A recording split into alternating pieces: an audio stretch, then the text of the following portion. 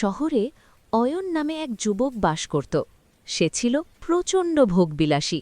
তার ধারণা ছিল যত দামি খাবার খাবে, যত দামি পোশাক পরবে আর যত বেশি সম্পদ জমাবে, সে তত বেশি সুখী হবে। কিন্তু আশ্চর্যের বিষয়, এত প্রাচুর্যের মাঝেও অয়নের মনে কোনো শান্তি ছিল না। সে সবসময় এক ধরনের শূন্যতা অনুভব করত। একদিন অয়ন এক বৃদ্ধ পণ্ডিতের কাছে গিয়ে জিজ্ঞেস করল, ঠাকুরদা, আমার সব আছে, তবুও আমি মনে শান্তি পাই না কেন? পণ্ডিত মশাই মুচকি হেসে বললেন, কাল সকালে আমার সাথে নদীর ধারে এসো, উত্তর পেয়ে যাবে। পরদিন সকালে তারা নদীর ধারে গেলেন। অয়ন দেখল পণ্ডিত মশাই তার ঝুলি থেকে বের করে আনা খাবারগুলো নদীর ধারের ক্ষুধার্ত পথশিশুদের মাঝে বিলিয়ে দিচ্ছেন।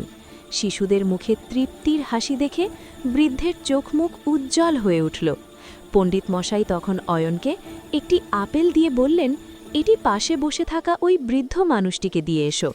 অয়ন অনিচ্ছা সত্ত্বেও আপেলটি ক্ষুধার্ত বৃদ্ধকে দিল।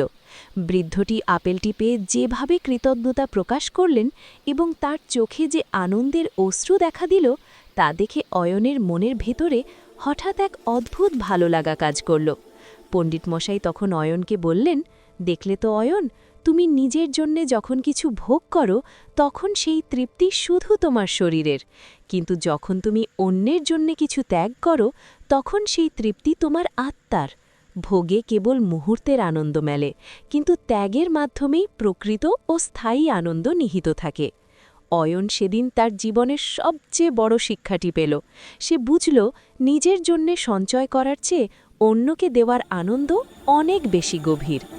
গল্পের মূল শিক্ষা, নিজের ব্যক্তিগত সুখ বা ভোগের মধ্যে প্রকৃত তৃপ্তি পাওয়া যায় না। অন্যের উপকারে নিজের সামর্থ্য বা স্বার্থ ত্যাগ করার মাধ্যমেই জীবনের পরম শান্তি ও প্রকৃত আনন্দ লাভ করা যায়।